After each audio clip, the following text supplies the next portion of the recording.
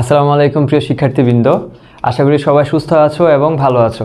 আজকের ক্লাসে আমরা ফিজিক্স ফার্স্ট পেপারের ভেক্টর, নিউটনীয় বলবিদ্যা এবং আমরা পদার্থের গাঠনিক ধর্ম এই তিনটা চ্যাপ্টারের বিগত 7 বছরের প্রশ্ন অ্যানালাইসিস সহ এইবার 2024 যা এইচএসসি পরীক্ষার্থী তোমরা আছো, তোমাদের জন্য আমি গুরুত্বপূর্ণ সাজেশন দেওয়ার চেষ্টা করব।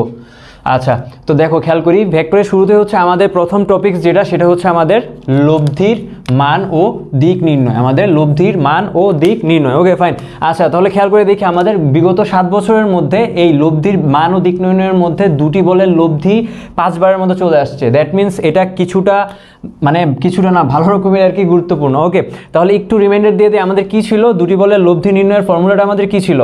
এরকম ছিল না যে r equals to root over P square plus Q square plus 2p/q cos alpha. Okay, আমরা বেসিক্যালি হচ্ছে এই ফর্মুলাটা ইউজ করে আমরা দুটি বলের লব্ধি বের করতে পারতাম। ওকে, আবার সাথে সাথে হচ্ছে এই দুইটা বলের দিক লব্ধির দিকটা কোন দিকে হবে, বেসিক্যালি হচ্ছে আমার আর এর সাথে আমার ভেক্টর পি, যে ভেক্টরটা কিনা আমরা আনুভূমিক বরাবর কল্পনা করতেছি, ওই ভেক্টরের দিকটা বেসিক্যালি থিটাটা কি ছিল, আমাদের ফর্মুলা ছিল এরকম যে আমার টেন থিটা ইকুয়ালস টু হচ্ছে Q sine alpha by P plus Q cos alpha. Okay, তার মানে হচ্ছে আমরা দুইটা ফর্মুলা ইউজ করতে পারলে প্রপারলি আমরা লব্ধি এবং সাথে সাথে হচ্ছে লব্ধির দিকটা আমরা বের করতে পারবো। ওকে, আচ্ছা, এবার চলে আসি হচ্ছে 2 এর অধিক বলের লব্ধি। আচ্ছা, এইটা 2 বারের মতো আসছে গত 7 বছরের মধ্যে, যদিও খুব বেশি ইম্পর্টেন্ট না, তার মানে হচ্ছে এটা আমরা নাও রাখতে পারি।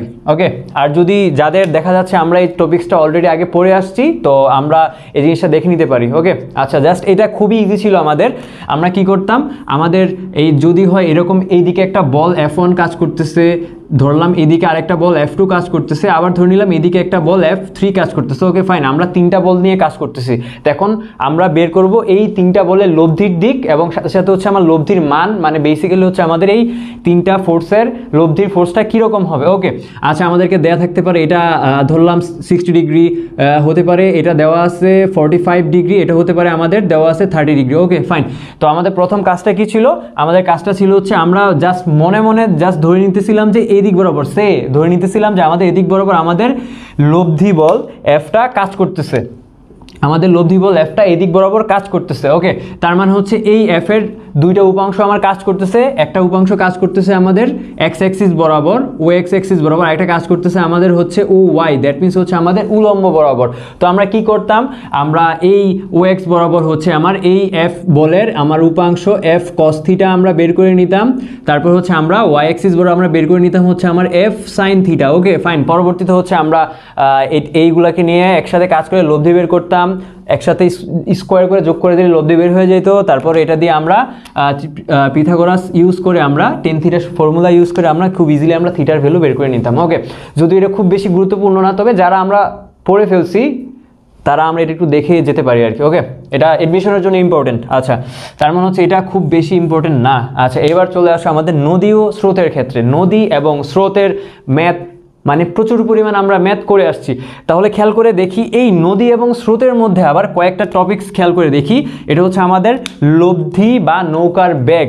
এটা খুব পরিমাণ আসে, এটা প্রায় বিগত বছরের 9 বার চলে আসছে এটাই, যে লব্ধি বা নৌকার বেগ। ওকে, এবার চলে আসা হচ্ছে আমাদের লব্ধির দিক নির্ণয়। তো লব্ধির দিক নির্ণয় আমরা খেয়াল করছি যে আমরা লব্ধি যদি বের করতে পারি, আমাদের লব্ধির দিক নির্ণয় বেসিক্যালি হচ্ছে আমাদের এই যে tan theta equals to Q sine alpha by P plus Q cos alpha, এটাকে যদি প্রপারলি ইউজ করতে পারি আমাদের কন্ডিশন অনুযায়ী আমরা এটা ইজিলি বের করতে পারি।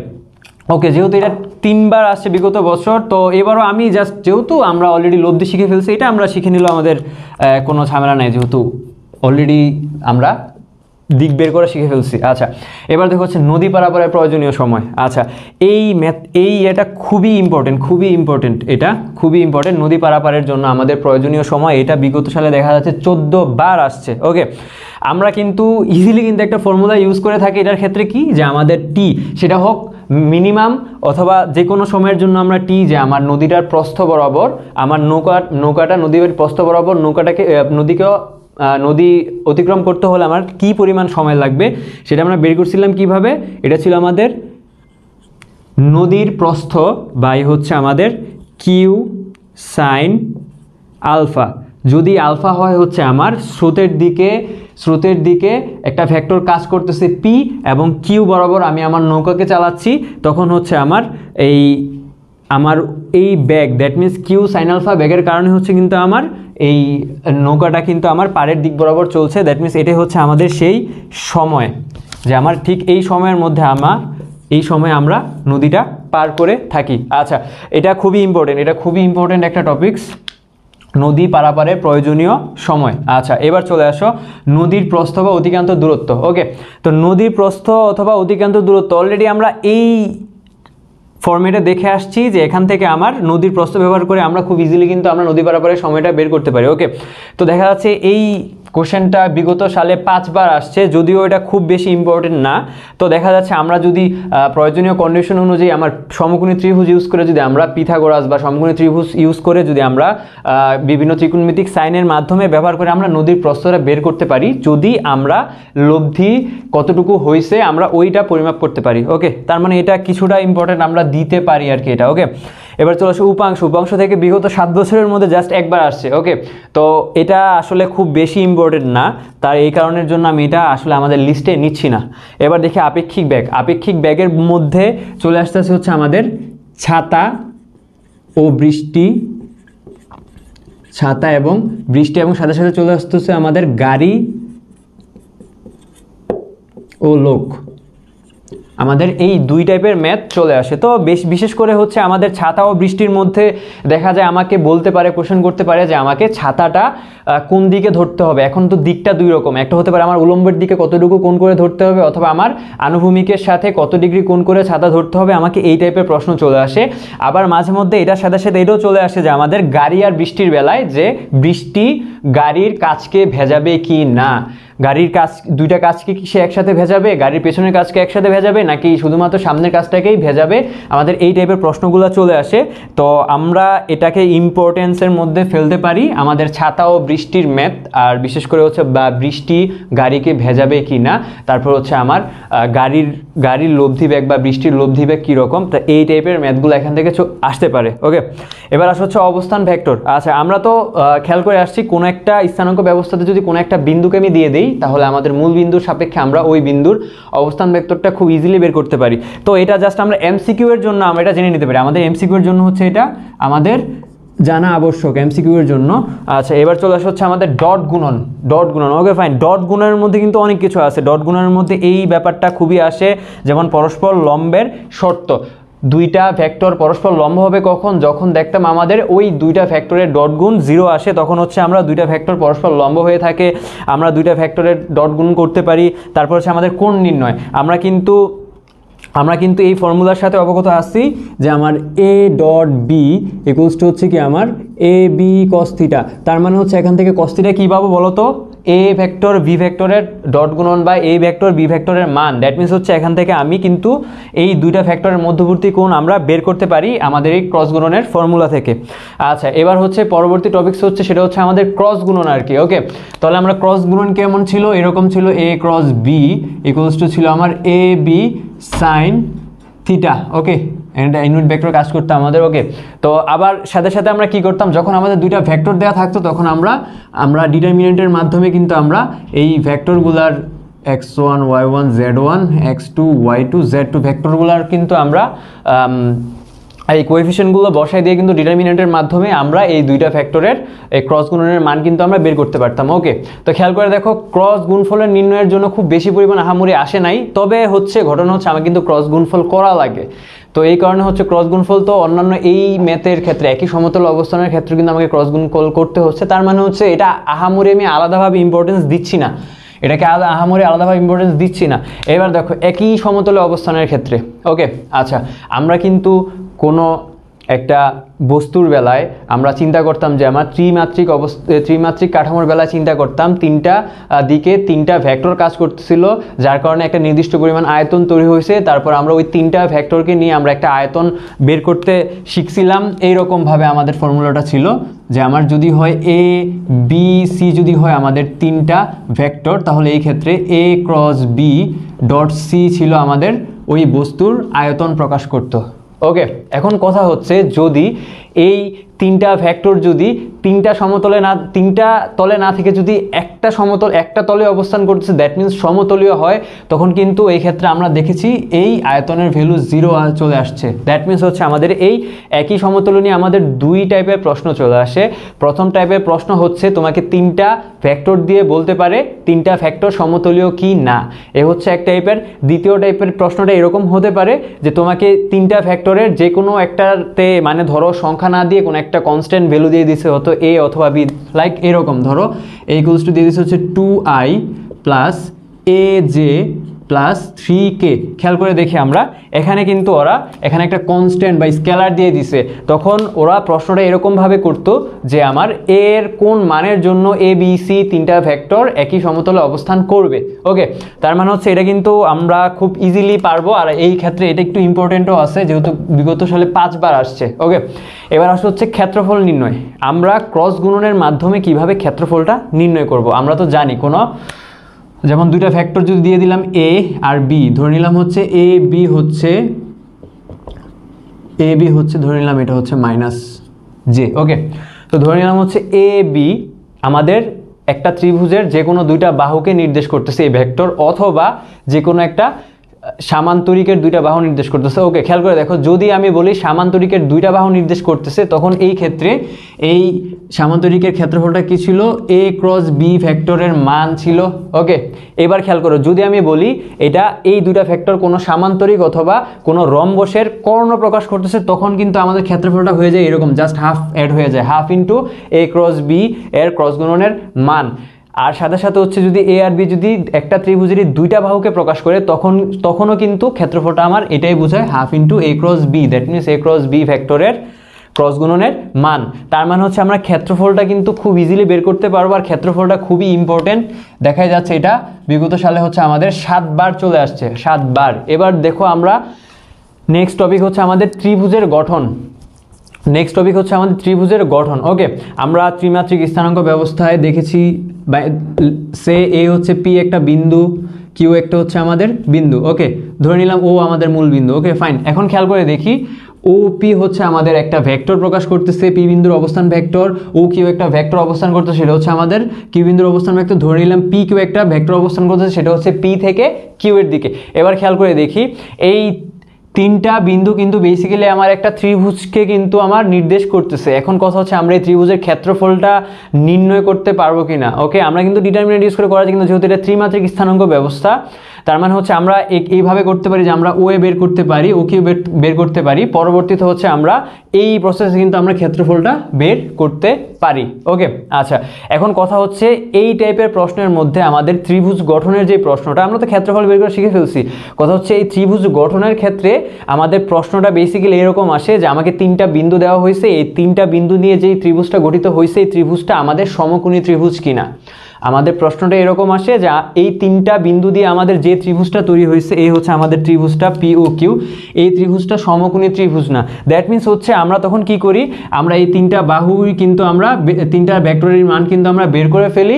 তখন আমরা জাস্ট চেক করতাম আমরা তিনটা এই ভেক্টরের মান দিয়ে যে আসলে আমাদের পিথাগোরাসের উপপাদ্যটা মানে কিনা। যদি মানে তখন বলতে পারতাম এটা সমকোণী ত্রিভুজ গঠন করছে, যদি না মানে আমরা বলতাম সমকোণী ত্রিভুজ গঠন করে নাই।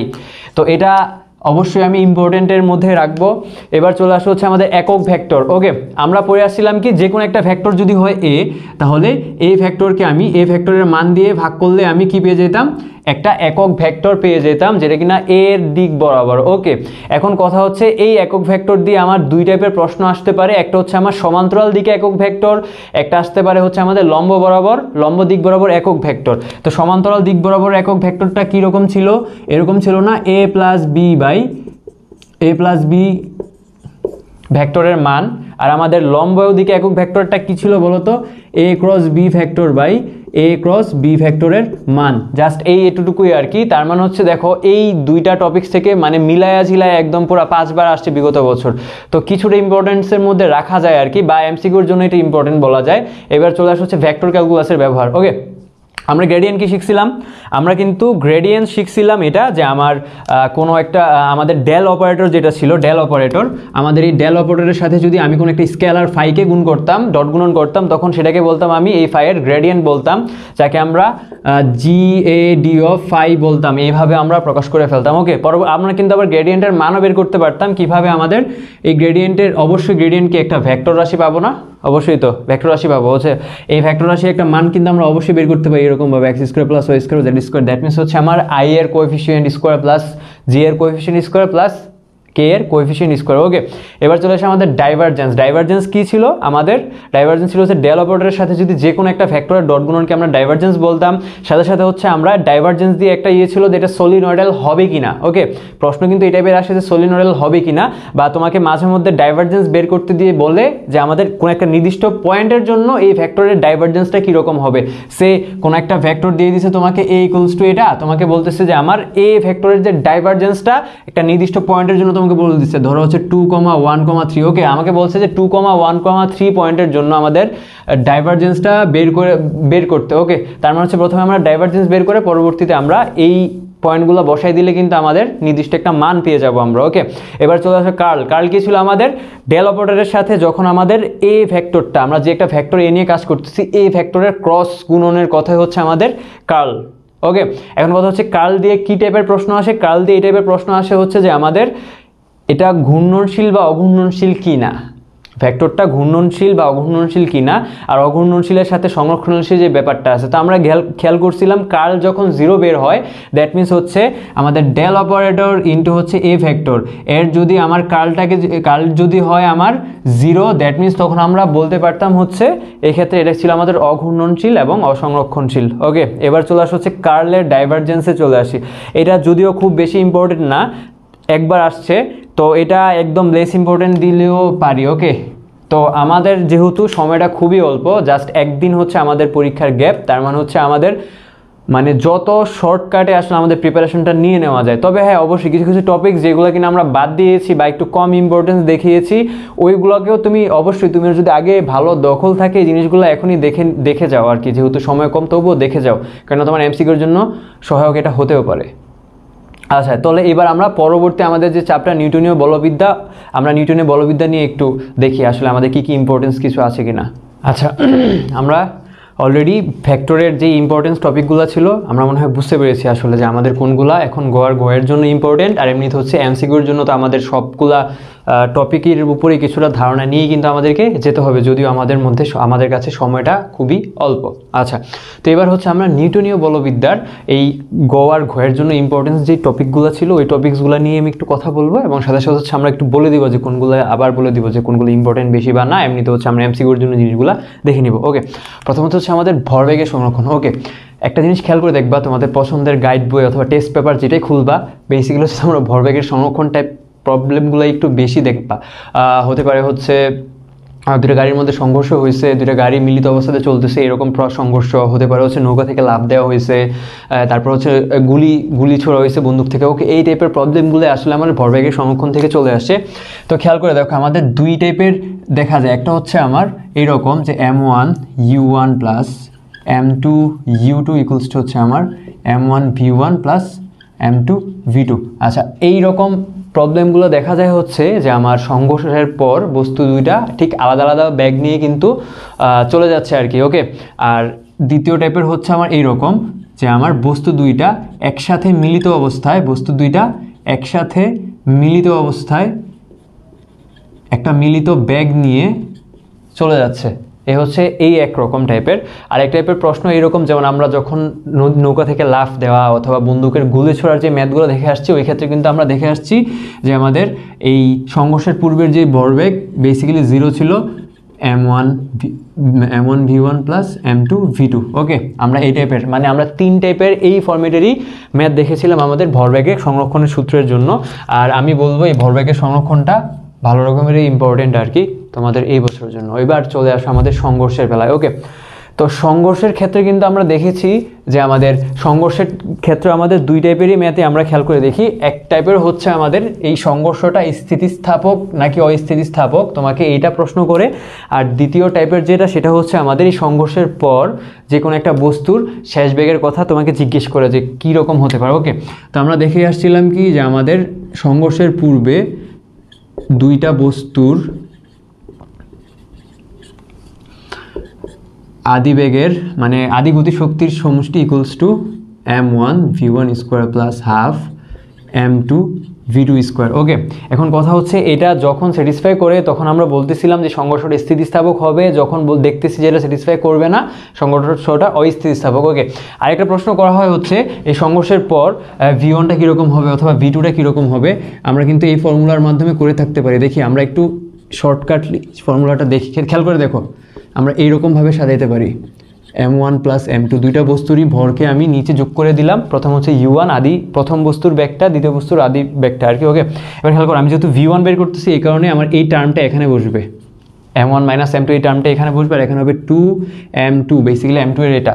ওকে, তাহলে v2টা কীরকম হবে, এরকমই হবে m1 plus m2 u1 minus m1 plus m2 u2। ওকে, এবার খেয়াল করে দেখো আমরা কিন্তু v2 বের করতেছি, তো এই ক্ষেত্রে আমরা u2 এর জন্য আমরা m1 মাইনাস m2টা লিখবো, আর এই ক্ষেত্রে হচ্ছে আমাদের 2m1। ওকে, তো আমাদের এই সংঘর্ষের ক্ষেত্রে আমাদের এই দুই টাইপেরই প্রশ্ন করা হয়।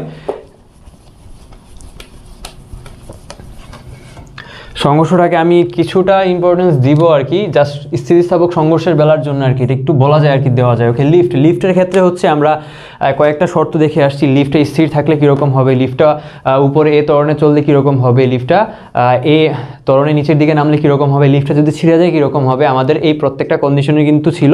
তো আমরা জাস্ট এগুলা খুব আমার ইয়ের জন্য আর ঘয়ের জন্য ইম্পর্টেন্স না, তবে একটু দেখে যাব হচ্ছে আমাদের অনুধাবন বা এমসিকিউ এর জন্য। ওকে, আচ্ছা, তো লিফটটাকে আমি ঘয়ের জন্য আমি ইম্পর্টেন্স খুব তেমন দিচ্ছি না।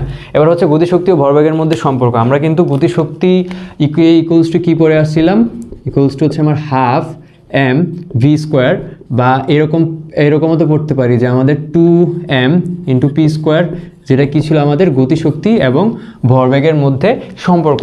তো এটা দিয়ে বেসিক্যালি কিছু ম্যাথ মাঝে মধ্যে দিয়ে দেয় আর কি। দেখো গত 7 বছরের মধ্যে জাস্ট 2 বার আসছে, তো এটাকে আমি খুব পরিমাণ আর ঘয়ের জন্য আমি ইম্পর্টেন্স দিচ্ছি না।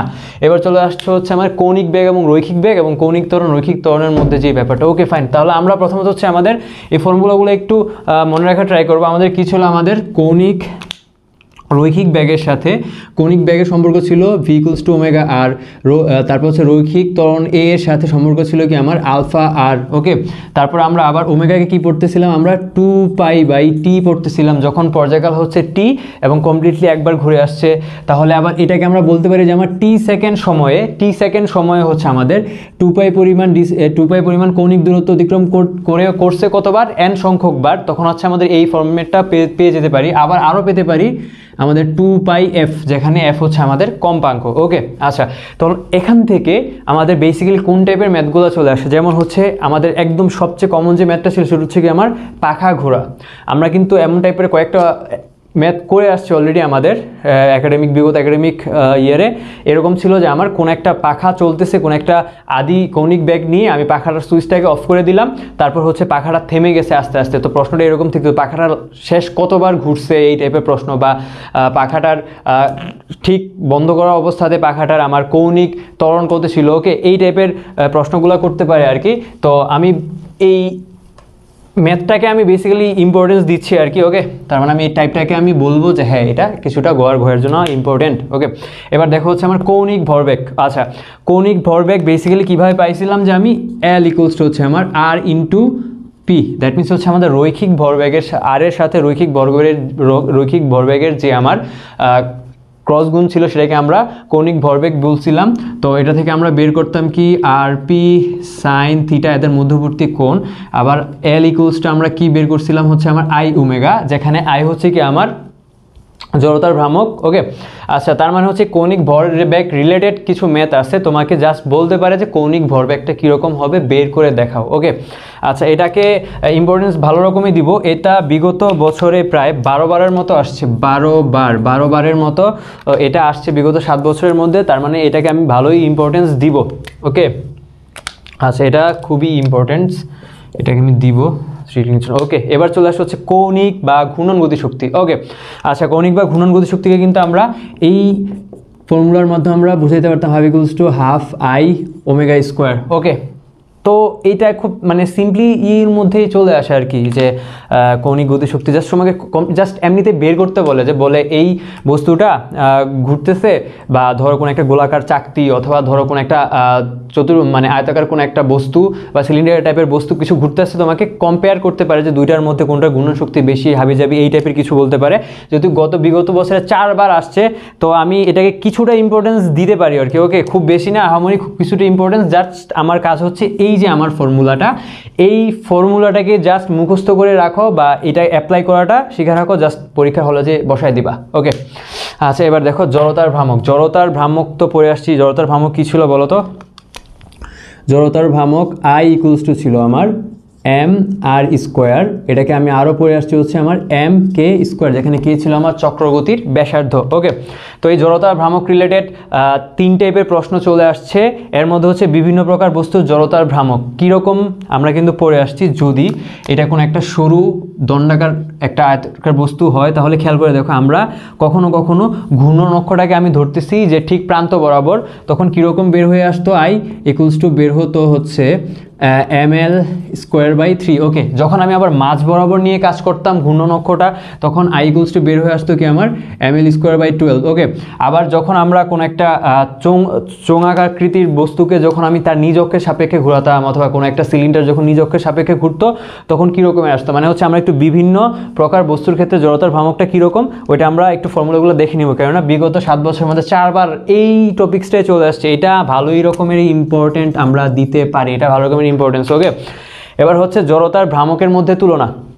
আচ্ছা, জড়তার ভ্রামকের মধ্যে তুলনা মানে বেসিক্যালি হচ্ছে তোমাকে ওই যে বললাম একটু আগে, যে দুইটা বস্তু তোমাকে আলাদাভাবে দিয়ে দিবে, তোমাকে জড়তার ভ্রামকের মধ্যে তুলনা করতে বলতে পারে। ওকে, এটা কিছুটা ইম্পর্টেন্ট আছে। এবার হচ্ছে লম্ব অক্ষ উপপাদ্য এবং সমান্তরাল অক্ষ উপপাদ্য। এটা বেসিক্যালি হচ্ছে তোমার এমসিকিউ ডিপেন্ড আর কি, এমসিকিউ নির্ভর। তোমাদের জাস্ট ফর্মুলা দুইটা মনে রাখলেই হয়েছে। আমাদের লম্ব অক্ষেরটা কি ছিল বলো তো? আই জেড ইকুয়ালস টু ছিল আমার I X plus I Y. আর হচ্ছে আমাদের সমান্তরাল অক্ষের উপপাদ্যটা কি ছিল? আমরা প্রকাশ করতাম আই ইকুয়ালস টু হচ্ছে আমাদের আইজি প্লাস এমএইচ স্কোয়ার।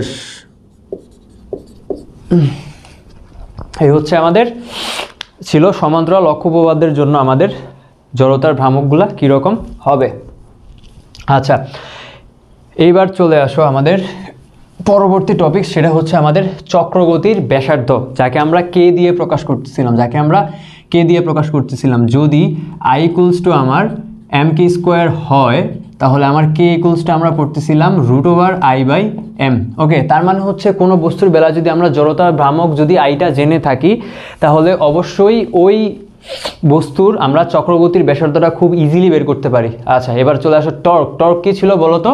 যে কোনো একটা বস্তুর এই ফোর্স এফ এর সাথে যখন আমাদের ব্যাসার্ধ ভেক্টরের ক্রস গুণন করা হয়, তখন তাকে আমরা বলতাম টর্ক, টাউ বলতাম। ওকে, তো এটা অবশ্যই একটা ভেক্টর রাশি এবং এটার অবশ্যই একটা নির্দিষ্ট দিক রয়েছে। আর আমরা এই টর্কটাকে আমরা প্রকাশ করতে পারতেছি হচ্ছে টর্ক ইকুয়ালস টু হচ্ছে আমাদের আই আলফা। ওকে, টর্কটাকে আমরা এই টর্কের এইটাকে আমরা টাউটাকে প্রকাশ করতে পারি টর্ক ইকুয়ালস টু হচ্ছে আমার আই আলফা, যেখানে আই হচ্ছে আমার জড়তার ভ্রামক, আলফা হচ্ছে আমাদের কৌণিক ত্বরণ। আবার আইকে আমরা এমআর স্কোয়ার হিসাবে কল্পনা করতে পারি আলফা। ওকে, তার মানে হচ্ছে আমরা একটা ফর্মুলা থেকে কিন্তু অনেকগুলো ফর্মুলাতে কনভার্ট করতে পারি। তো আমাদের যেই ফর্মুলাটা দরকার যখন ইনফরমেশন অনুযায়ী আমরা ওই ফর্মুলাটাই ইউজ করব। এবার চলে আসছো মোস্ট ইম্পর্টেন্ট যেই দুইটা টপিকস এই চ্যাপ্টারের জন্য। এই দুইটা টপিকস হচ্ছে আমাদের কেন্দ্রমুখী বল এবং হচ্ছে রাস্তার ব্যাংকিং কোণ। এই দুইটা জিনিস কিন্তু একসাথেই রিলেটেড জিনিস দুইটা। ওকে, কেন্দ্রমুখী বলটা কীরকম ছিল? যে কোনো একটা বস্তু যদি আর ব্যাসার্ধের কোনো একটা বৃত্তাকার পথে যদি ঘুরতে থাকে, তাহলে এই ঘোরার কারণে বস্তুটা তার কেন্দ্রের দিক বরাবর যে একটা বল অনুভব করে, সেটা হচ্ছে আমার কেন্দ্রমুখী বল, যেটাকে আমরা এফ দিয়ে প্রকাশ করতেছিলাম। আর সেটা হচ্ছে আমার এফ ইকুয়ালস টু কালো এগুলো ইউজ করি। এফ ইকুয়ালস টু হচ্ছে আমার M V square by R. Okay, তার মানে হচ্ছে আমাদের এই ফর্মুলাটা ইউজ করে আমরা কোনো একটা বৃত্তাকার পথে ঘূর্ণায়মান কোনো বস্তুর আমরা কেন্দ্রমুখী বলটা বের করতে পারি। আর অবশ্যই আমরা জানি কেন্দ্রমুখী বল যা হবে কেন্দ্র বিমুখী বল ঠিক তাই হবে, জাস্ট আমাদের দিকটা বিপরীত হবে। আচ্ছা, এবার চলে আসি আমাদের রাস্তার ব্যাংকিং কোণ। আচ্ছা, রাস্তার ব্যাংকিং কোণের ব্যাপারটা মানে আমরা তো সব কিছু ক্লিয়ারই জানি। ওকে ফাইন, ব্যাপারটা কীরকম ছিল যে কোনো একটা বস্তু ঠিক এই দিক বরাবর প্রতিক্রিয়া বলটা কাজ করতেছে আমাদের, দ্যাট মিনস এখানে আমার উলম্বের সাথে সে একটা থিটা কোণ তৈরি করছে, যার কারণে এই আর এর একটা আনুভূমিক উপাংশ এই বরাবর কাজ করতেছে হচ্ছে আমার আর কস থিটা, এই দিক বরাবর কাজ করতেছে একটা উলম্ব উপাংশ হচ্ছে আমার এই কোণের জন্য আর সাইন থিটা। তাহলে খেয়াল করো দেখি, এই দিক বরাবর কাজ করতেছে বস্তুটার ওজন এম জি, তারপর হচ্ছে এই দিক বরাবর। আচ্ছা, এবার খেয়াল করে দেখো, তার মানে হচ্ছে আবার খেয়াল করে দেখো এই যে পয়েন্ট, এই পয়েন্টে কিন্তু সে সেন্টার করে কিন্তু এইভাবে কিন্তু সে ঘুরতেছিল, বাঁকটা নিতেছিল কিন্তু। ওকে, তার মানে হচ্ছে এই দিক বরাবর যদি হয় আর সাইন থিটা, তার মানে হচ্ছে ঠিক তার কেন্দ্র বরাবর আমার কাজ করতেছে কেন্দ্রমুখী ত্বরণ, যেটা হচ্ছে half M V square by R. Okay, তার মানে এখান থেকে আমরা লিখতে পারি হচ্ছে, আমরা একদিকে লিখতে পারি হচ্ছে R cos theta equals to হচ্ছে আমার এম জি, আরেকদিকে লিখতে পারতেছি হচ্ছে R sine theta, R sine theta equals to M V square by R. Okay, দুইটার সাথে আমরা এই সমীকরণকে এটা দিয়ে ভাগ করে বেসিক্যালি শেষ পর্যন্ত আমরা এরকম একটা রাশিমালা পাই, টেন থিটা ইকুয়ালস টু হচ্ছে আমাদের V square by R G. That means হচ্ছে আমরা কোনো একটা বৃত্তাকার পথের ব্যাসার্ধটা যদি আমি জানতে পারি এবং ওই বৃত্তাকার পথে আমার যে বস্তুটা ঘুরতেছে বস্তুটার ব্যাগটা যদি আমরা জানতে পারি, তাহলে খুব ইজিলি আমরা এই ব্যাংকিং কোণটা বের করতে পারি। ওকে, আচ্ছা, ব্যাংকিং কোণ আরেকটা জিনিস দিয়ে আমরা পরিমাপ করতে পারি, সেটা কি ছিল? সেটা ছিল হচ্ছে আমাদের রাস্তার যে ঢালু জিনিসটা আর কি, রাস্তাটা কতটা প্রশস্ত আর কতটা উঁচু ছিল। যেমন খেয়াল করে দেখো, এটা ছিল হচ্ছে রাস্তার প্রশস্ততা, যাকে আমরা ডি বলতেছিলাম, এটা ছিল হচ্ছে রাস্তা কতটুকু মানে সমতলের চেয়ে উঁচু, যেটাকে আমরা এইচ পড়তেছিলাম, এটাই ছিল আমাদের সেই ব্যাংকিং কোণ থিটা। তাহলে এই ক্ষেত্রে আমাদের থিটাটা কীরকম ছিল খেয়াল করে দেখো, এটা যদি থিটা হয় মানে কোণ হয়, এটা হচ্ছে ভূমি, এটা লম্ব অতিভুজ, দ্যাট মিনস সাইন থিটার সাথে সম্পর্ক হচ্ছে কার?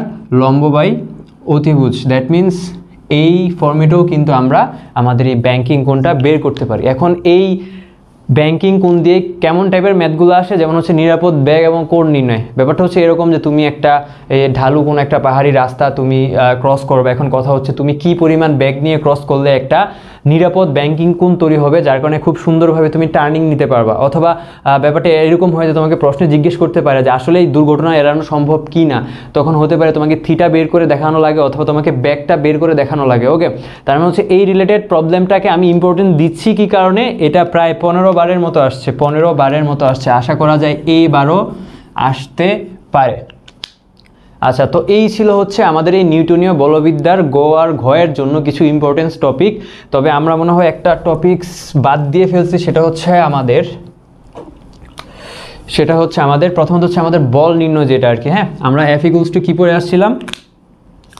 আমাদের এফ ইকুয়ালস টু ছিল হচ্ছে M V minus M U by T. Okay, তখন আমরা এফ ইন্টু টি বেসিক্যালি কী পড়তেছিলাম? M V minus M U, আর আমরা এফটিকে বলতেছিলাম হচ্ছে আমার বলের ঘাত। দ্যাট মিনস বলের ঘাত হচ্ছে আমার ভরবেগের পরিবর্তনের সমান। আর আরেকটা জিনিস এটার সাথে আমরা জাস্ট জোড়া লাগাইলাই, সেটা হচ্ছে আমার কি? ঘাত বল। ঘাত বল আর বলের ঘাত একরকম না, যেটা কিনা তোমরা জানো, জাস্ট এমনিতে একটু রিমাইন্ডার দিলাম আর কি। আচ্ছা, এবার হচ্ছে আমরা একটু রকেট নিয়ে পড়াশোনা করে আসি, জাস্ট অল্পটুকু। আমরা রকেটের ব্যাপারটা কী ছিল যে আমাদের জ্বালানি নির্গত হারটা কীরকমভাবে পরিবর্তন হচ্ছে। যেমন আমরা বলতেছিলাম যে ডেলটি পরিমাণ সময়ে ভরবেগের যে পরিবর্তনটা ছিল সেটা কি ছিল আমার? এম ডেল ভি এরকম পরিবর্তন ছিল, ইকুয়ালস টু কী হবে আমার? বলো তো, বলের ঘাত, that means F del T. তার মানে হচ্ছে কি পরিমাণ ফোর্স সে অনুভূত করবে? সে হচ্ছে তোমার, এটা হচ্ছে আমাদের ডেল এম ভি। ওকে, তাহলে কি পরিমাণ ফোর্স অনুভূত করবে? সেটা হচ্ছে V into del M by DT, যেখানে ডেল এম বাই ডিটি হচ্ছে আমাদের জ্বালানি নির্গত হওয়ার হার। তাহলে এফ যদি হয় এটা, তাহলে আমরা ত্বরণ বের করতে পারবো না রকেটের। কি ছিল আমার? এফ বাই এম, যেখানে এম ছিল আমার রকেটের ভর।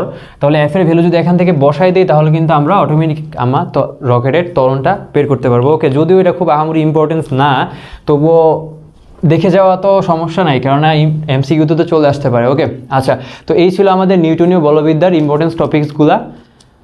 মানে খুব অল্প সময়ে কাভার করার মতোই, আর এখান থেকে মাস্ট বি কমন পাওয়া যাবে। আর দেখাই যাচ্ছে যে তোমাদের হয়তো রাস্তার ব্যাংকিং নিয়ে চলে আসতে পারে, এই রাস্তার ব্যাংকিং, এবং দেখা যাচ্ছে আমাদের কৌণিক ভরবেগ, এই কয়েকটা, তারপর হচ্ছে কেন্দ্রমুখী বল। মানে কিছু কিছু টপিকস আছে, এই টপিকগুলো থেকেই আসলে বুঝে যাচ্ছে যে এটা হচ্ছে আমার রৈখিক বেগ বা রৈখিক ত্বরণ, এগুলো থেকে। দ্যাট মিনস হচ্ছে আমাদের এই 4-5টা টপিকস যদি ঠিকঠাকভাবে পড়ে যাই, অবশ্যই এখান থেকে আমাদের সিকিউ কমন পড়াটা সম্ভব। আচ্ছা, তাহলে এবার আমরা পরবর্তী আমাদের যে চ্যাপ্টারটা আছে সেটা হচ্ছে পদার্থের গাঠনিক ধর্ম। আমরা ওই পদার্থের গাঠনিক ধর্মেরই বিভিন্ন গুরুত্বপূর্ণ সিকিউ এমসিকিউগুলো, মানে সিকিউগুলো নিয়ে একটু আলোচনা করবো আর কি। আর পাশাপাশি একটু বলে দিব যে আসলে সিকিউ কোনগুলা ইম্পর্টেন্স হতে পারে এই টপিক্সের জন্য। ওকে, আচ্ছা দেখি পরবর্তীটা। আমরা তাহলে নিউটনীয় বলবিদ্যার আর ইম্পর্টেন্ট টপিকসগুলো অলরেডি জেনে নিয়েছি। তো এবার হচ্ছে আমরা আমাদের পরবর্তী যে অধ্যায়টা সেটা হচ্ছে পদার্থের গাঠনিক ধর্ম। পদার্থের গাঠনিক ধর্মের আমরা এই আমাদের ইম্পর্টেন্ট যে টপিকসগুলো আছে এদের মধ্যে থেকে আবার ইম্পর্টেন্ট টপিকসগুলো আমরা দেখে নেব। ওকে, আচ্ছা, স্থিতিস্থাপকতা কী ছিল?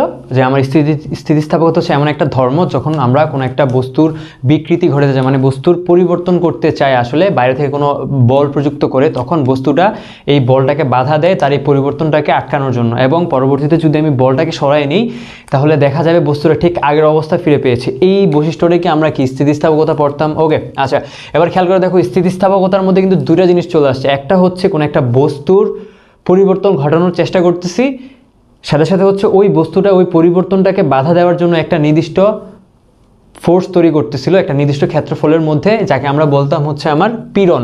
ওকে, আচ্ছা দেখো, তার মানে হচ্ছে এখান থেকে আমাদের পীড়ন নির্ণয় নিয়ে জাস্ট একবার আসছে লাস্ট 7 বছরের মধ্যে। তো এটা আসলে খুব বেশি পরিমাণ, মানে শুধুমাত্র পীড়ন বের করতে দিবে, আসলে এত খুব সিম্পলি করবে না আর কি। ওকে, তার মানে হচ্ছে আমি পীড়ন নির্ণয়টাকে খুব ইম্পর্টেন্স দিচ্ছি না, এটা ইম্পর্টেন্সের মধ্যে রাখতেছি না। ওকে, তবে আমরা তো এমনিতেই জানি পীড়ন ইকুয়ালস টু কী ছিল, প্রযুক্ত বল, কালো ইউজ করি, প্রযুক্ত বল বাই ক্ষেত্রফল, একক ক্ষেত্রফলের মানে মধ্যে কতটুকু পরিমাণ বল, বাধাদানকারী বল আসলে তৈরি হচ্ছে, সেটাই কি ছিল আমাদের পীড়ন। ওকে, এবার চলো হচ্ছে আমার অসহ বল ও টান বল। ওকে, এখন অসহ বলটা কি ছিল? আসলে যে বলের কারণে আসলে কোনো একটা বস্তু ছিঁড়ে যেত, মানে স্থিতিস্থাপক ধর্মটা হ্রাস পেয়ে যেত, মানে আর ওই বস্তুটা বল অপসারণের পর বস্তুটা আর আগের অবস্থাতে ফিরে যেতে পারতো না, সেটাই বেশি হচ্ছে আমাদের অসহ বল বা টান বল। ওকে, তাহলে আমরা বেসিক্যালি এটাকে অসহ বলকে এটাকে আমরা অসহ পীড়নও বলতে পারি, এটাকে অসহ পীড়নও আমরা বলে থাকি, অসহ পীড়নও আমরা বলে থাকি। তাহলে বলো তো অসহ পীড়নটা কি হবে? অসহ পীড়নটা কি হবে বলো? অবশ্যই আমাকে ওই পরিমাণ ফোর্স বা যাকে আমরা বলতেছি অসহ ভার কোন একটা বস্তুর ক্ষেত্রে আমাকে ঝুলিয়ে দিতে হবে বা দিতে হবে, যার কারণে বস্তুটা একটা সময় তার স্থিতিস্থাপক যে ধর্ম ওইটাকে ক্রস করে সেটা এক সময় ছিঁড়ে যাবে। ওকে, এটাই ছিল আমাদের অসহ পীড়ন বা অসহ ভারের যে ব্যাপারটা আর কি। আচ্ছা, এবার চলো, সেটা যেহেতু 3বার আসছে, এটা একটু কিছুটা আমি ইম্পর্টেন্সের মধ্যে দিচ্ছি কি কারণে, যেহেতু আমাদের শর্ট সিলেবাস তো তার কারণ হচ্ছে এটা একটু রাখলাম আর কি আমরা ইম্পর্টেন্সের মধ্যে। এবার দেখো, ইয়ংয়ের গুণাঙ্কর ক্ষেত্রে ইয়ংয়ের গুণাঙ্ক নির্ণয়, আমরা ইয়ংয়ের গুণাঙ্ক আছে প্রথমত হচ্ছে ইয়ংয়ের গুণাঙ্কটা থেকে আমি প্রথমত স্থিতিস্থাপকতার যেই বৈশিষ্ট্যটা পড়ে আসি, কি ছিল আমার পীড়ন বিকৃতির সমানুপাতিক। স্থিতিস্থাপকতার সীমার মধ্যে কি আমার পীড়ন কি ছিল? বিকৃতির সমানুপাতিক ছিল। ওকে, তার মানে হচ্ছে একটা সময় আমরা একটা কনস্ট্যান্ট মান পেয়েছিলাম ইয়ং FL/AL। ওকে, আচ্ছা, আমরা একটা রাশি প্রতিপাদন করেছিলাম, তো এটা থেকে আমাদের এই ইয়ংয়ের গুণাঙ্কটা কিন্তু খুব ইজিলি আমরা বের করতে পারতাম। আমরা যদি F জানতাম, আমরা যদি দৈর্ঘ্যের পরিবর্তনটা কত হয়েছে সেটা জানতাম, আমাদের ক্ষেত্রফল কতটুকু ছিল ওটা আর L জানলো অবশ্যই। ওকে, যদি হয় কখনো কখনো আমার ক্ষেত্রফল যদি সরাসরি দিয়ে দেয় অথবা বলে দিয়েছে তোমাকে একটা তার নিয়ে কাজ করতে বলতেছে, ওকে, একটা তার নিয়ে, তো দেখা যাচ্ছে এই তারে কিন্তু একটা নির্দিষ্ট পরিমাণ প্রস্থচ্ছেদের ক্ষেত্রফল তো থাকে। ওকে, তখন এই ক্ষেত্রে তারের প্রস্থচ্ছেদের ক্ষেত্রফল কী হবে বলতো? πr² L/FL। ওকে, আচ্ছা, এবার চলে আসা হচ্ছে আমাদের তারের দৈর্ঘ্য বৃদ্ধি এবং বল নির্ণয়। আচ্ছা, আমাদের সব কাজই কিন্তু আসলে আমাদের এই ইয়ংয়ের গুণাঙ্কের মধ্যে। খেয়াল করে দেখি, আচ্ছা, আমার হচ্ছে যখন কোনো একটা বস্তুকে আমি বলতেছিলাম হচ্ছে আমার এল দৈর্ঘ্যের একটা বস্তু ছিল, এই বস্তুর উপর যখন আমি ওই ফোর্সটা অ্যাপ্লাই করলাম বস্তুটা কিন্তু পরিবর্তন হয়ে এবার এতটুকু পর্যন্ত ধরো লম্বা হয়ে গেছে। ওকে, তো আমার আদি দৈর্ঘ্য কত ছিল আমার এল, এখন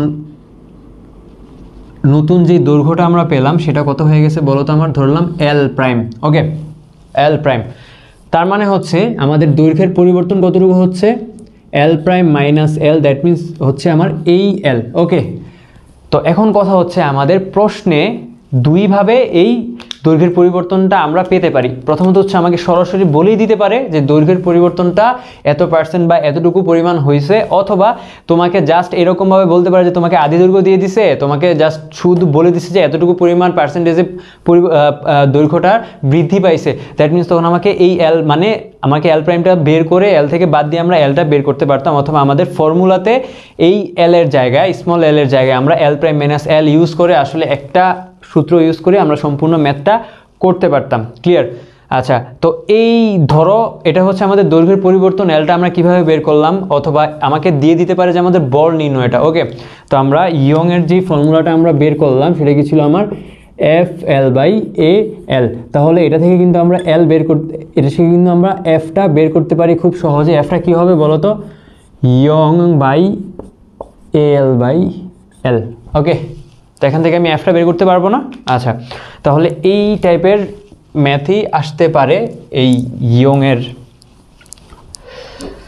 ফর্মুলা থেকে দৈর্ঘ্যবৃদ্ধি এবং বল নির্ণয়ের ক্ষেত্রে। ওকে, এবার আসলে দুইটি তারের ইয়ং গুণাঙ্কের পার্থক্য। আচ্ছা, এই ব্যাপার এবার হচ্ছে কথা, আমাদের মোস্টলি কমন যেই ম্যাথটা বেশিরভাগ সময় আসে সেটা হচ্ছে আমার এটা হচ্ছে আমার মোস্ট ইম্পর্টেন্ট একটা টপিকস। ওকে, সেটা ছিল আমার কি দুইটি তারের ইয়ংয়ের মধ্যে পার্থক্য। আচ্ছা, এখন কথা হচ্ছে এটা কীভাবে পার্থক্য করা হয়, বিভিন্নভাবেই তো করা যায়। ওকে, প্রথম হচ্ছে তোমাকে সাংখ্যিক মানগুলো দিয়ে দেওয়া থাকবে, ওইগুলা ইউজ করে দুইটার মধ্যে পার্থক্য করে আমরা দেখাবো যে কোন তারটা স্থায়িত্ব বেশি কোনটা কম। ওকে, বা কোন তারটা বেশি তাড়াতাড়ি ছিঁড়ে যাবে বা সেটা দেরিতে ছিঁড়বে। ওকে, এখন এই ইয়ংয়ের গুণাঙ্কটা ওই যে বললাম তো, হয়তো তোমাকে সাংখ্যিক মানগুলো দিয়ে দিবে, তুমি জাস্ট দুইটা বস্তুর জন্য, যেমন এই বস্তুর জন্য একটা ইয়ং পাবা, ইয়ংয়ের গুণ পাবা ওয়াই এ, একটা পাবা ওয়াই বি। ওকে, তো এই হচ্ছে একটা, অথবা তোমাকে মানে মানগুলোকে খুব অ্যাপ্রোপ্রিয়েটলি প্রপারলি দিয়ে দেয় নাই, তখন কি করতে হবে আমাদেরকে এই দুইটার মধ্যে হয়তো ধরো এরকম কোনো একটা সম্পর্ক তৈরি করতে হবে। তখন দেখা যাচ্ছে ইয়ং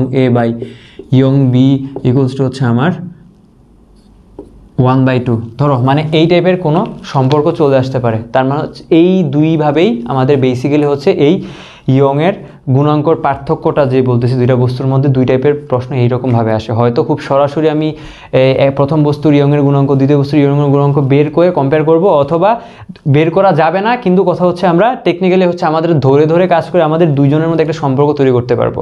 ওকে, আচ্ছা, এই টাইপের প্রশ্ন, তো এইটা খুবই মোস্ট ইম্পর্টেন্ট এই চ্যাপ্টারের জন্য। আর এই চ্যাপ্টারটা যেহেতু টপিকস খুব কম, চ্যাপ্টারটা খুব সোজা, এটা থেকে আমরা মিস না করা ট্রাই করবো। ওকে, এটা থেকে কনফার্ম আমাদের সিকিউটা কনফার্ম করা ট্রাই করবো। ওকে, এবার দেখো তারের উপাদান নির্ণয়।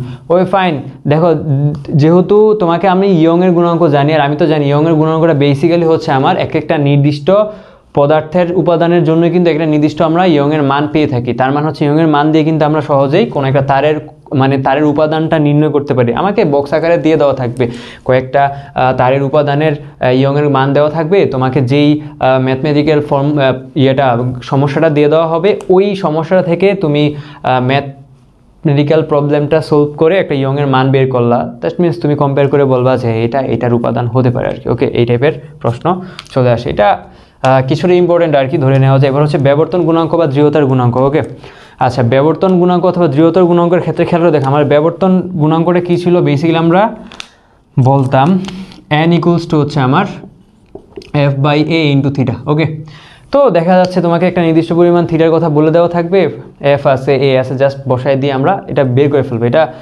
খুব বেশি পরিমাণ ইম্পর্টেন্স না, মাত্র একবার আসছে।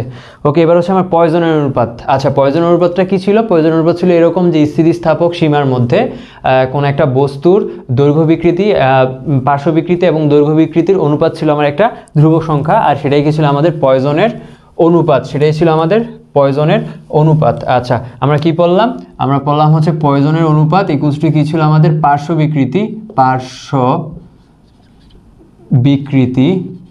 বিকৃতি বাই দৈর্ঘ্য বিকৃতি। ওকে, দৈর্ঘ্য বিকৃতি। আচ্ছা, তাহলে দৈর্ঘ্য বিকৃতিটা কীরকম ছিল? দৈর্ঘ্য বিকৃতিটা যেমন দেখো, আমাদের আদি দৈর্ঘ্য ছিল এল, এখন কি হয়ে যাবে আমার ডেল এল হয়ে যাবে। কতটুকু পরিবর্তন হয়েছে এটাই তো ছিল দৈর্ঘ্য বিকৃতি। আচ্ছা, পার্শ্ব বিকৃতি কীরকম হবে তাহলে বলো তো? যে আমার ডেল ডি পরিমাণ চেঞ্জ হয়েছে ডি এর মধ্যে, ব্যাস নিয়ে চিন্তা করতেছি এবার ব্যাসের মধ্যে। ওকে, তাহলে এটা ছিল আমাদের পয়জন অনুপাত। ব্যাসার্ধ নিয়ে যদি চিন্তা করি তখন কি হবে বলো তো? Del R by R del L by L, এরকম হবে না? আচ্ছা, এখন কথা হচ্ছে আমরা এখানে একটা নেগেটিভ সাইন ইউজ করে থাকি। এখন কী কারণে নেগেটিভ সাইন ইউজ করে থাকি খেয়াল করে দেখো। কোনো একটা বস্তুকে যখন আমি টেনে লম্বা করতেছি, কোনো একটা বস্তুকে যখন আমি টেনে লম্বা করতেছি, দেখা যাবে দৈর্ঘ্যটা কিন্তু বেড়ে যাচ্ছে, কিন্তু বস্তুটার ব্যাসার্ধ বা ব্যাসগুলো কিন্তু এটা কমে যাচ্ছে। তার মানে হচ্ছে এই ক্ষেত্রে আমরা এখানে বলতেছি এই দৈর্ঘ্যটার বিকৃতি ঘটতেছে এরকম, যে আমার দৈর্ঘ্যটা বাড়তেছে, আর এই ক্ষেত্রে আমার ব্যাসার্ধটা কি হইতেছে, আমার ব্যাসটা কমে যাচ্ছে না যখন আমরা দৈর্ঘ্যটা বাড়ায় দিচ্ছি। ওকে, তখন এই ক্ষেত্রে কিন্তু আমাদের দৈর্ঘ্যের যে পরিবর্তনটা সেটা হচ্ছে আমার এইরকম এল প্রাইম মাইনাস এল, এটা ছিল আমাদের দৈর্ঘ্যের পরিবর্তন, যেটাকে আমরা ডেল এল বলতেছিলাম। আর এই ক্ষেত্রে আমাদের ব্যাসের পরিবর্তনটা কীরকম ছিল বলো তো? ব্যাসের পরিবর্তন ছিল এরকম ডি মাইনাস ডি প্রাইম, এটা কমে গিয়ে যখন ডি প্রাইম হয়ে গেছে। আচ্ছা, তার মানে হচ্ছে আমাদের এই মান ভ্যালুগুলো যদি প্রপারলি দিয়ে দেওয়া থাকে তাহলে আমরা খুব ইজিলি পয়জন অনুপাত বের করতে পারবো। ক্লিয়ার? বা অথবা তোমাকে পয়জন অনুপাত দিয়ে দেওয়া আছে, তোমাকে মাঝে মধ্যে বলতে পারে যে তুমি দৈর্ঘ্যের পরিবর্তন কতটুকু হয়েছে সেটা বের করো, অথবা বলতে পারে আমার ব্যাসার্ধের পরিবর্তন কতটুকু হয়েছে সেটা বের করো। ওকে, তো ঘুরে পেঁচায় তোমাকে প্রশ্নটা দিয়ে দেওয়া হবে, কিন্তু তোমাকে ফর্মুলাটা ইউজ করতে হবে, এর মধ্যে সব কিছু আছে আর কি। আচ্ছা, তো তোমাদের হচ্ছে এই হচ্ছে পয়জন অনুপাত, আর এটা হচ্ছে মোস্ট ইম্পর্টেন্ট একটা টপিকস এই চ্যাপ্টারের মধ্যে। এটা আসার মতো, প্রায় আসার মতো, আসলে এখান থেকে আসার মতো। এবার দেখো, এবার হচ্ছে আমাদের বিকৃতি দ্বারা কৃত কাজ ও একক আয়তনে সঞ্চিত বিভব। ওকে, আচ্ছা, আমরা বিকৃত দ্বারা কৃত কাজ হচ্ছে আমরা তিন টাইপের পড়ে আসছি। একটা হচ্ছে আমার খেয়াল করে, আমাদের হচ্ছে দৈর্ঘ্য বিকৃতি ছিল, আমাদের কি ছিল, আমাদের আয়তন বিকৃতি ছিল, আমাদের ব্যবর্ত বিকৃতি ছিল। ওকে, তো তিনটার জন্য আমরা তিন রকমেরই কাজ পাবো। ওকে, আমরা যেহেতু আমাদের দৈর্ঘ্য বিকৃতিটা বেশি পরিমাণ আসে, আমরা কিন্তু পড়ে আসছি দৈর্ঘ্য বিকৃতি ক্ষেত্রে ডাব্লিউ ইকুয়ালস টু কি পড়ে আসছি আমরা? হাফ ইন্টু কৃত কাজ এফ ইন্টু হচ্ছে আমার দৈর্ঘ্যের পরিবর্তন, আমরা এরকম পড়ে আসছিলাম না? ওকে, আচ্ছা, এটা ছিল আমাদের দৈর্ঘ্য বিকৃতির জন্য কৃত কাজ। দৈর্ঘ্য বিকৃতির জন্য আমাদের কৃত কাজ ছিল এটা। আচ্ছা, এবার খেয়াল করে দেখো, এবার হচ্ছে আমরা যদি আয়তন বিকৃতির জন্য কৃত কাজ বের করতে চাই, আগে প্রথমত হচ্ছে আয়তন গুণাঙ্কটা বের করে দেখি আমাদের কি হবে। আয়তন গুণাঙ্ক কি ছিল আমার? পীড়ন। পীড়ন বেসিক্যালি হচ্ছে আমার কোনো বস্তুর আয়তনের ক্ষেত্রে আমরা প্রেসার হিসেবে নিচ্ছি, প্রেসার পি, আর হচ্ছে আমার আয়তন কি ডেল ভি বাই ভি। ওকে, তাহলে খেয়াল করো তো, আমাদের আয়তনের ক্ষেত্রে কৃত কাজ ইকুয়ালস টু কি হবে? আমার পি ভি হওয়ার কথা না? P del V. আমরা কিন্তু এভাবে বের করে আসছিলাম যে ডাব্লিউ ইকুয়ালস টু কি ছিল আমাদের? P D V. ওকে, তাহলে এখান থেকে আমরা পি কি বের করতে পারি? এরকমভাবে বের করতে পারি না? K into V by del V into D V. That means হচ্ছে আমরা এখান থেকে বের করতে পারি হচ্ছে half K V square by del V. এটাই কি ছিল আমাদের কৃত কাজ কার বেলায়? সেটা হচ্ছে আমার আয়তন বিকৃতির বেলায় কৃত কাজ কীরকম হবে। ওকে, তারপর ব্যবর্তন বিকৃতির বেলায় কৃত কাজ আমরা বের করতে পারবো, যদি এটা আহামরি আসে না আর কি। আচ্ছা, অনেকে এটা আমরা মুখস্থও করি না। এবার হচ্ছে আমাদের একক আয়তনে সঞ্চিত বিভব, এটা সবসময় আমাদেরকে খেয়াল রাখতে হবে মাথায়। একক আয়তনে সঞ্চিত বিভবকে আমরা ইউ দিয়ে প্রকাশ করি, আর সেটা হচ্ছে আমার একদম মুখস্থ, হাফ ইন্টু পীড়ন ইন্টু বিকৃতি। হাফ ইন্টু পীড়ন ইন্টু বিকৃতি, এটা আমাদের সবসময় মনে রাখবো। একক আয়তনে সঞ্চিত বিভব শক্তি ইকুয়ালস টু হচ্ছে হাফ ইন্টু পীড়ন ইন্টু বিকৃতি। এটা হতে পারে দৈর্ঘ্য বিকৃতির বেলায়, এটা হতে পারে আমার আয়তন বিকৃতির বেলায়, ব্যবর্তন বিকৃতির বেলা। জাস্ট আমাদের এই ফর্মুলাটা মাথায় রাখতে হবে, আমাদের যে বিকৃতি নিয়ে কাজ করতেছি ওই বিকৃতি নিয়ে আমাদের একক আয়তন সঞ্চিত বিভবটা আমরা বের করে ফেলবো। আচ্ছা, এই ছিল আজকের ক্লাসের আয়োজন আমাদের। আসলে আমরা এই তিনটা চ্যাপ্টারের আমরা ট্রাই করেছি গো আর ঘয়ের জন্য যে ইম্পর্টেন্স টপিকগুলো ছিল ওইগুলো নিয়ে কিছুটা আলোচনা করার, মানে ডিটেলসে তো আলোচনা করা যাবে না, ভিডিওটা লং কল দেওয়া সমস্যা। আমরা জাস্ট কিছু মানে সাজেশনস বলা যায় আর কি, তোমার প্রিপারেশনের ক্ষেত্রে কিছুটা ইজি হয়ে যায়, কারণ একদিন করে বন্ধ। এই কারণে আমরা জাস্ট একটু শর্টকাটে কিছু টপিকস নিয়ে আসার ট্রাই করছি, ওই টপিকসগুলো থেকেও আমরা শর্ট করে ফেলছি। তার মানে দেখো, এই অধ্যায় থেকে আমরা এই টপিক্সটা পড়তে পারি, খুব ইম্পর্টেন্ট আমরা পয়জন অনুপাত পড়তে পারি, এটাও খুব ইম্পর্টেন্ট। তারপর হচ্ছে আমরা এই যে বিকৃতি দ্বারা কৃত কাজ এবং হচ্ছে একক আয়তন বিভব শক্তি, এই 3টা টপিক্স খুবই ইম্পর্টেন্ট। সাথে সাথে হচ্ছে আমরা এই তারের দৈর্ঘ্য বৃদ্ধি বল নির্ণয়টা আমরা একটু দেখে নিতে পারি, আর এমনিতে হচ্ছে অসহ বল কী জিনিসটা দেখে নিতে পারি। এমনিতে হচ্ছে সম্পূর্ণ যেই কনসেপ্ট জিনিসটা এটা অবশ্যই আমাকে মাথায় নেওয়া লাগবে আমাদের MCQ এর জন্য। তো আজকের ক্লাসটা এই পর্যন্তই, আশা করি সবাই ঠিকঠাকভাবে বুঝতে পারছো। তো আবার কোনো পরবর্তী ক্লাসে আবার তোমাদের সাথে দেখা হবে, তোমাদের পরবর্তী নেক্সট যেই পরীক্ষাগুলো আছে, হয়তো কেমিস্ট্রি বা হায়ার ম্যাথ পরীক্ষার সময়। তো এই পর্যন্ত সুস্থ থাকো, ভালো থাকো, সবাইকে আসসালামু আলাইকুম।